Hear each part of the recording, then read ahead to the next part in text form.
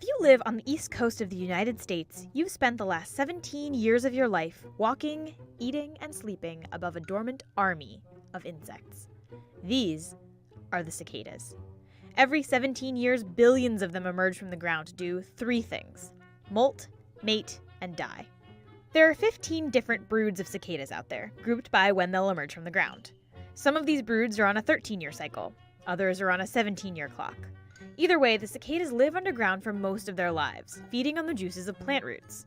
When it's time to emerge, the adults will begin to burrow their way out of the ground and up to the surface, where they will live for just a few weeks.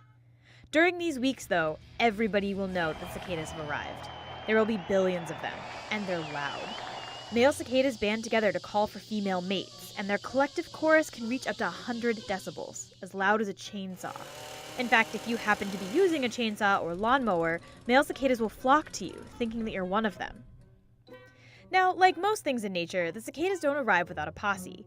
There are all sorts of awesome and gross predators and parasites that come along with the buzzing bugs. Take the fungus Massospora, for example. This little white fungus buries itself in the cicada's abdomen and eats the bug alive, leaving behind its spores. When those spores rupture, they burst out of the still alive cicada, turning the bug into a flying salt shaker of death, raining spores down upon its unsuspecting cicada neighbors. But while we know pretty precisely when the cicadas will arrive and fade away, we're still not totally certain of why. There are certain advantages to having your entire species emerge at once, of course. The sheer number of cicadas coming out of the ground is so overwhelming to predators that it's essentially guaranteed that a few bugs will survive and reproduce.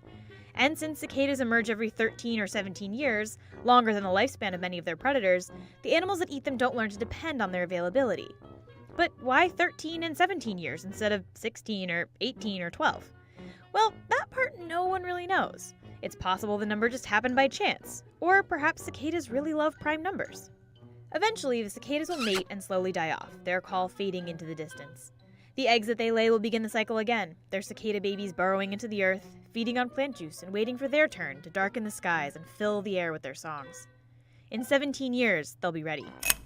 Will you?